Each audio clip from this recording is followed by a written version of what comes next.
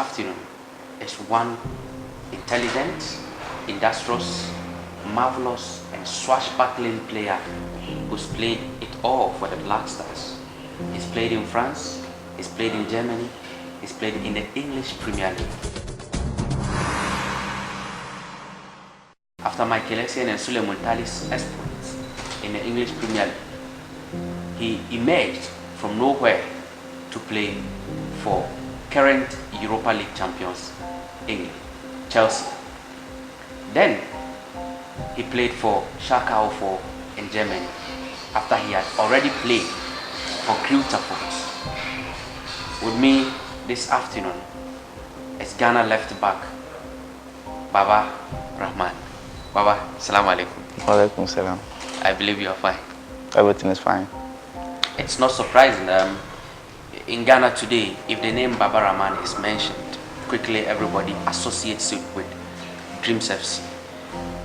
How did Dreams FC discover Baba Rahman? When I was in Tamale in the coast team, and then my coach had a contact with Fred Papo, and I think he spoke to him about having a good player, and Fred Papo invited us to Accra, and when we arrived he gave us to the management of Dreams FC. So everything started from this. From nowhere, Ghanaians just saw you playing for Kumasi Asante Kotoko.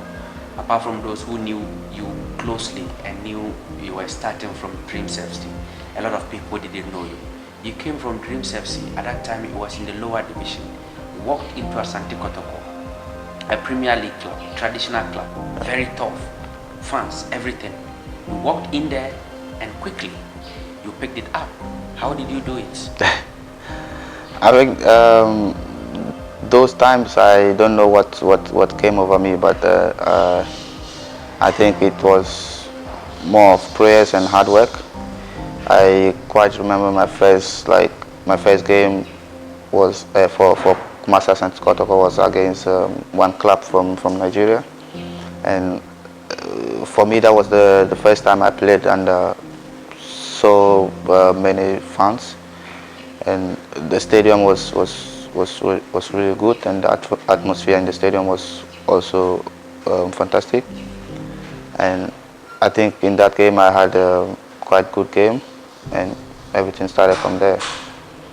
So during your days with Asante Kotoko, were you thinking that, oh I've come to this club, I need to make a name for myself here before I move to wherever I want to go?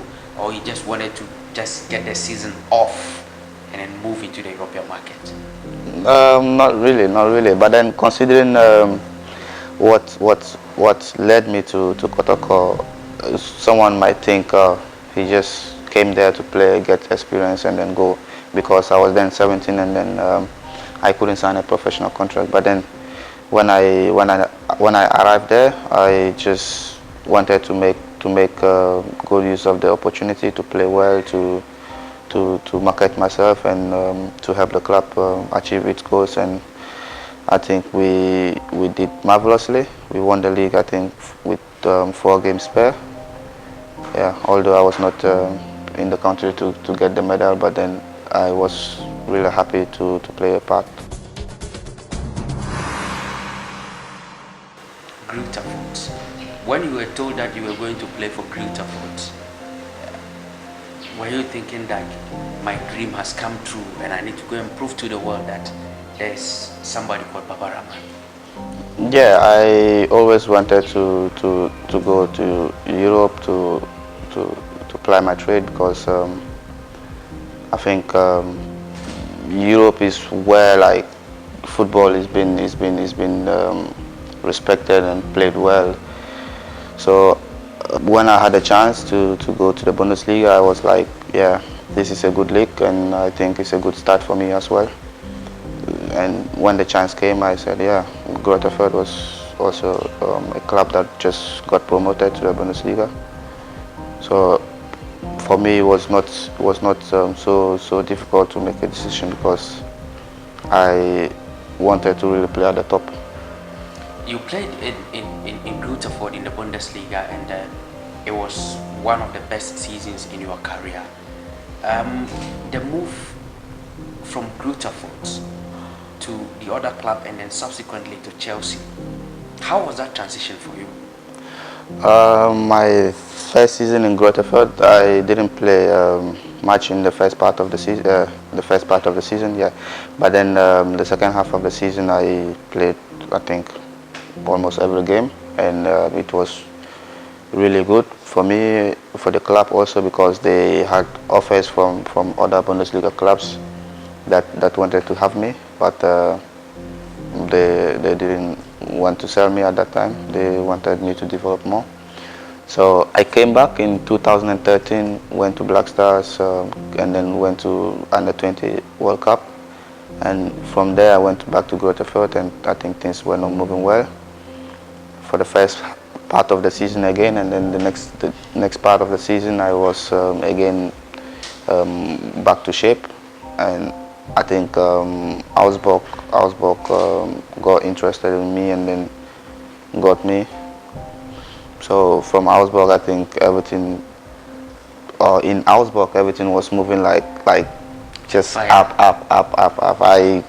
When I remember my time at Augsburg, I just can't say anything but then say Alhamdulillah for this, because everything was just going up. Baba had to go to Chelsea. Yeah. Was it difficult taking that decision?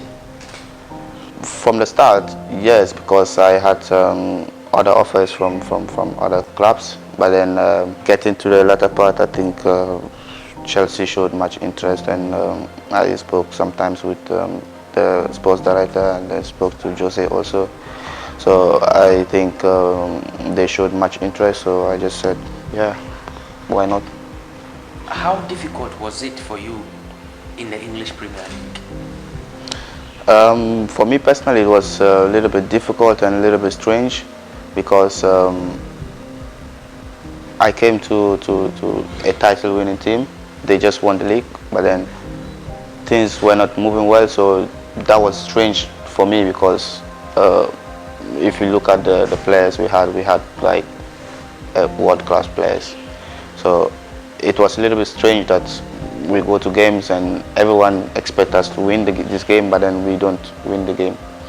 But for me personally, I didn't play much also in the first part of the season, but then the second part of the season I think I did well. Moving back into the Bundesliga from Chelsea after that difficult moment, you came back into the Bundesliga to play for Schalke 04 on loan. In the first period at Schalke 04, how will you assess yourself back in the Bundesliga again?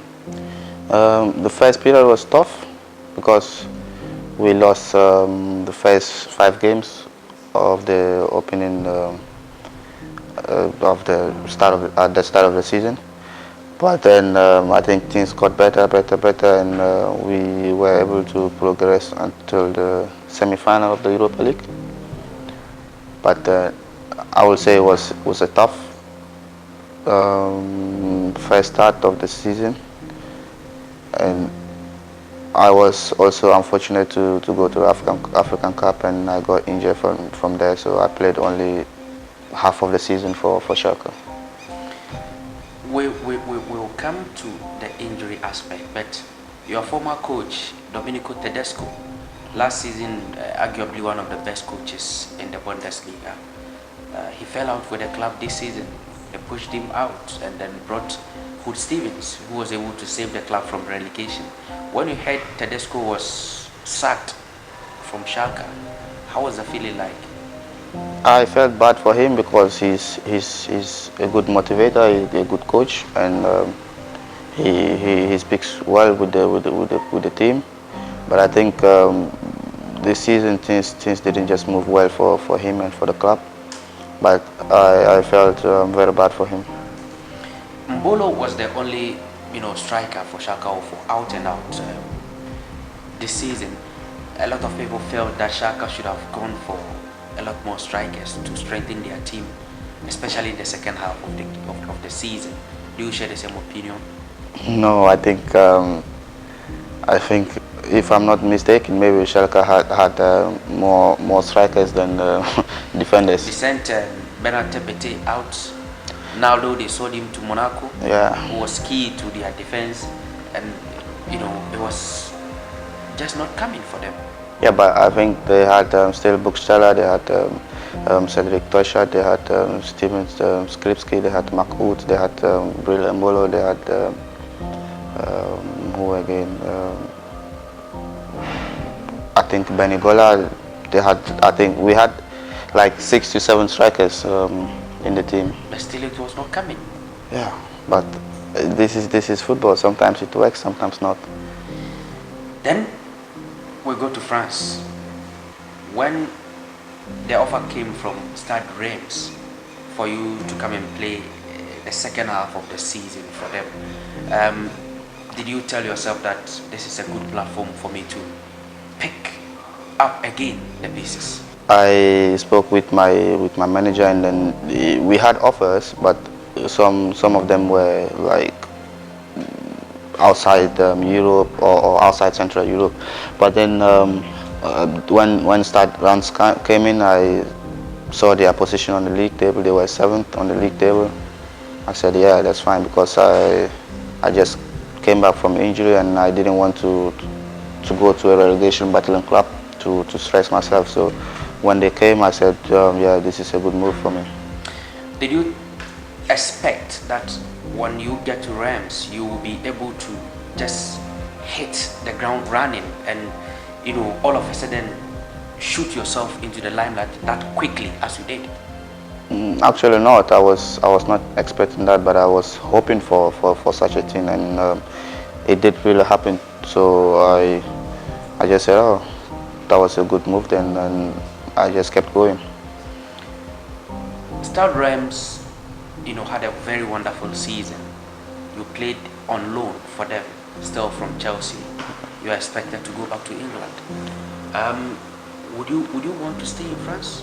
Football is all about how you develop, and if you have good offers, and how the club really wants to have you. So if I have a club that I see I can develop there, and the club is good and have good intentions about me, yeah, why not? Do you speak French now? Actually, no. But you are still learning.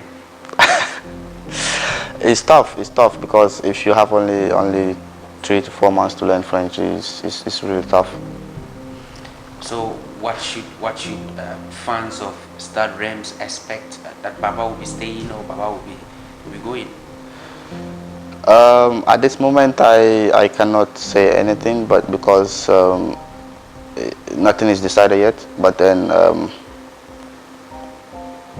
I think I think I'm not going back there. I think. Now you're not going back to France? To Stade Reims. But it's possible you go back to France? Likely. Wow. Is it going to be yellow or red and white or blue and black, or? Could be white, could be red and white, could be any color. But I hope it's gonna be white. White. Yeah, there are so many big teams, or there are so many clubs who use white, But the white we know is the biggest club in France. Stay with us. I'll return shortly, and then we'll go deep into that.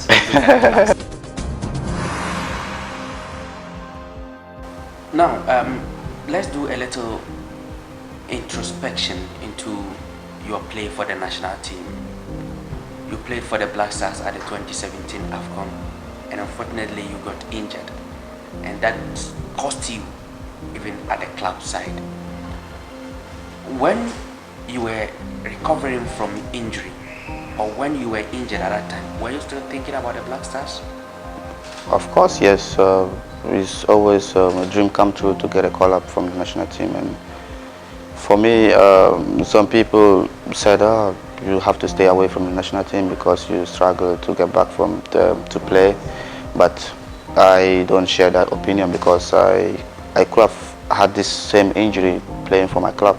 So everything is because of God, and how God wants things to move on. Your injury, actually created a debate in Ghana with regards to the welfare of players, especially when they play for the national team. There's the school of thought that believes that Baba came to the national team, he got injured. The bonus that was going to be given him was probably $5,000 or $10,000. He plays for his club, he receives huge sums of monies. But here is he's gotten injured at the club side, and they are the national team, and the national team is not giving him even the attention that he would need. When you got injured, what was the relationship between you and the Ghana FA? When I got injured, the first 3 months, I was in touch with the minister, the sports minister, and I had a visit also from the GFA, and I think after 4 or 5 months, then everything went off. But then I still really thank them for their support when I first had my operation. 24 teams playing for the first time. We're going to Egypt. We have Egypt hosting. They hosted in 2006 and they won. They came to Ghana, won it in 2008. They met us in Angola again and pipped us in the finals and won it again. Egypt has been a very big force when it comes to winning the African Cup of Nations on the continent. And here it is, they are hosting it again. Do you think they are the only side that can disturb Ghana's chances of winning the trophy? No, I doubt, because we have the likes of Senegal, the likes of Nigeria, the likes of Cameroon still possible. But there are also like good teams, and there could be a surprise. I don't think Egypt is just the favorite in this tournament, because the North Africans have good sides like Morocco, Tunisia, and Algeria. So I don't think Egypt is the favorite because they are hosting the tournament. Ghana have been chasing the trophy since 1982. I think by that time, most of the people who are watching us were not born. Probably we were born, but not most of them. Yeah. But we are still chasing it. Do you think this is the time that Ghana can make amends? I think since I started watching the Black Stars like properly in 2008, I think it has been always possible, because the national team has always produced good players and good squads, and you can see from 2008 the national team has been progressing, and we've been to the final I think 2 or 3 times, and things didn't just work out. So I think all the squads that has been in the tournament always have the same goal of winning it, and this year is not the exception. So I think and I hope that everything goes well, and we will do something, or we will just bring the cup, because for me that's just my dream since I was a kid. Just as Ghanaians were thinking that this time we need to go to Egypt and bring the trophy, then out of the blue a role came up about the captaincy. We hear Asamoah Gyan has been stripped of the captain's armband, has been given to Andre Ayew. Asamoah Gyan gets angry and play for the national team again. The president had to come in, bring him back to come and play for the national team, and a whole lot of things. Do you think that little controversy that cropped up before the team's campaign will affect the team negatively in the tournament? If I'm gonna say something here, then it's gonna be for the playing body. For Ghanaians, it might be different with how they see things and how they take it. But for us, with the players, we are all equal. We see each other as brothers, and we are all equal. It doesn't matter who is the captain, but this will, in my opinion, will never cause a distraction to me, because I'm just focused on playing for Ghana, not who wears the armband. How special is this Africa Cup of Nations? I think it's since I've been in the national team, it's the most talked about because the president is coming in, the fans, the media, everyone is talking about this one, and it's looking positive because everyone is eager to see what's going to happen. I spoke to Christian Achu 2 days ago. He was so optimistic that Ghana is winning. I spoke to Fatah Shafiu a few hours ago. He is just like he's touching the trophy. And you also sound the same way. What did Nana Akufo-Addo tell you last night? I think it was a live feed, so everyone heard what he said. But then his speech was something touching, and I really felt really happy how he spoke to us. But then the motivation from him was just 100%, and I think everyone took it in good faith, and we are going to use his words of motivation to fight for the country, to die hard.